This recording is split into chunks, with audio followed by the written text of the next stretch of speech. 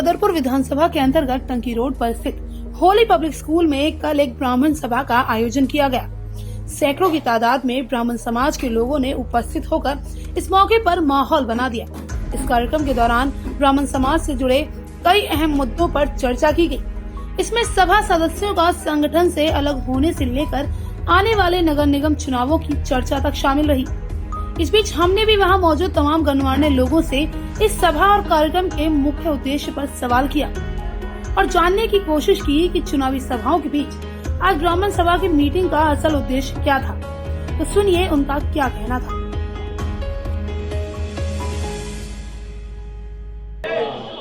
ब्राह्मण, मैं आपको थोड़ी सी पहले से जानकारी दे देता हूं। 14 मई 2021 को इस सभा का गठन हुआ था, जब एक दूसरे की लोक शक्ल देखना पसंद नहीं करते थे। उस समय हमारे माननीय जो अभी संरक्षक दीपचंद गुरुजी हैं, उनकी छत पर लगभग 225 लोगों ने मुझे ये बदरपुर की चौकीदारी दी थी। मैं अध्यक्ष नहीं मानता अपने आप को। और उसी दिन से लगभग 4200 परिवारों से हम लोग जाके मिले हैं। उनका हमारे पास डाटा हमने, और उन सब से हम मिले हैं। जैसे भी हमारे से बन पड़ता है, सुख दुख में हम उनके शामिल होते हैं। मकसद था सभा का, आज एक हमने जनरल बॉडी बुलाई थी सभी विप्रबंधियों की।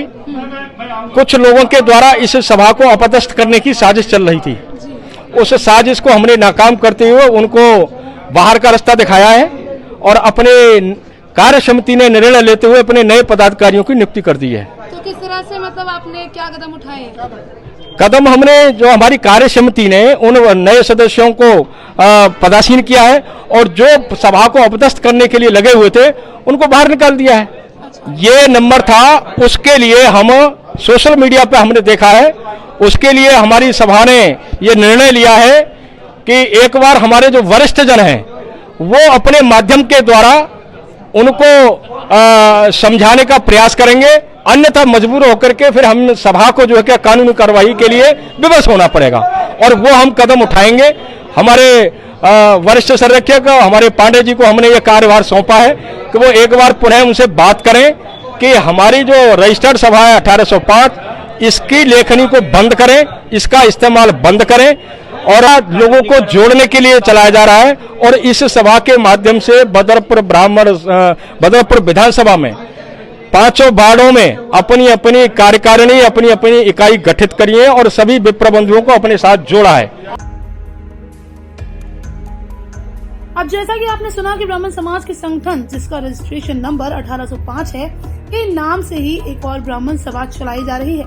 ऐसे में सभा सदस्यों का इस मीटिंग का खास मकसद संगठन से जुड़े लोगों को भरोसा दिलाना और अवगत कराना है कि ऐसे किसी दूसरे संगठन के भ्रम में न आकर एकजुटता के साथ संगठन के लिए काम करें।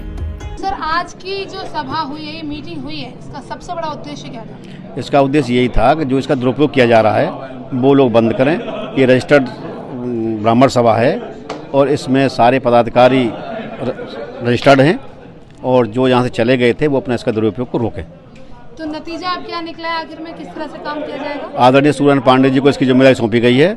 वो जैसा निर्णय लेंगे आपको बता दिया जाएगा। तो जैसा कि ये बोल रहे हैं कि आपके पास मतलब कुछ फेक तत्व हैं, फेक दूसरे संगठन है जी, जो अपने आप को असली साबित करने की कोशिश कर रहे हैं। तो किस तरह से अपने संगठन को आप बचा रहे हैं? नहीं, हमारा संगठन बढ़िया चल रहा है। इसमें बचाने के उसकी दिक्कत क्या है? फर्स्ट क्लास चल रहा है, कोई दिक्कत नहीं है। हम क्यों दूसरी जगह साइन करें? हमें क्या जरूरत पड़ी साइन करने की? पोस्ट करने वाले करा करो, बस इतना ही कहूँगा मैं।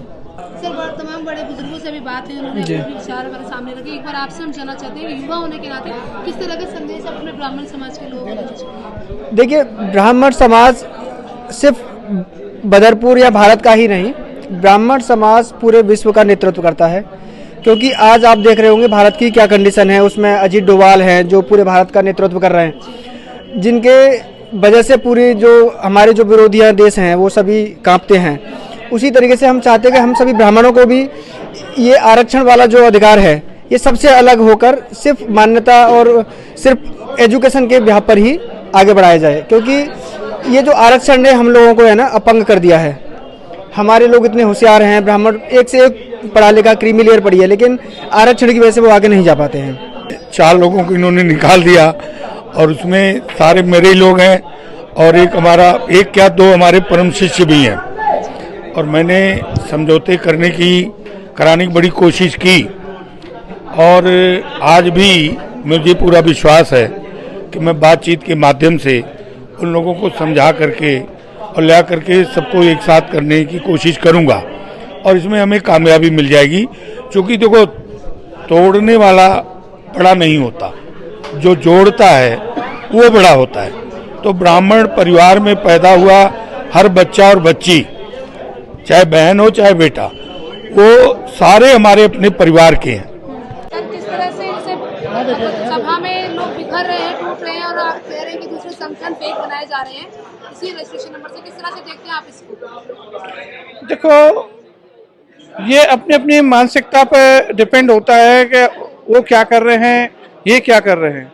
लेकिन हमारा जो विचार है, हम तो ये कहेंगे कि देखो, कहीं ऐसा गलत ना करें कि जो समाज को नुकसान उठाना पड़े और सब मिलके काम करें, वही समाज के लिए फलदायी रहेगा। इस तरह से अब तक आपकी जो सभा है, संगठन काम करके आए ये हैं, अब आज की मीटिंग के बाद क्या कुछ कर रहे हैं? आगे भी बढ़ेंगे। पहले भी 8 महीने से जो हमारी सभा काम कर रही है, वो सबसे बढ़िया काम राम प्रकाश जी के नेतृत्व में हो रहा है।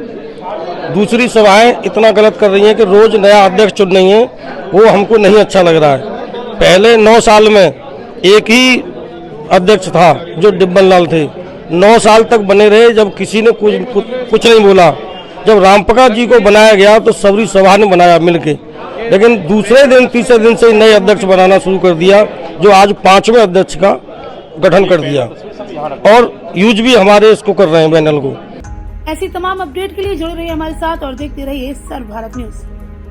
Press the bell icon on the YouTube app and never miss another update.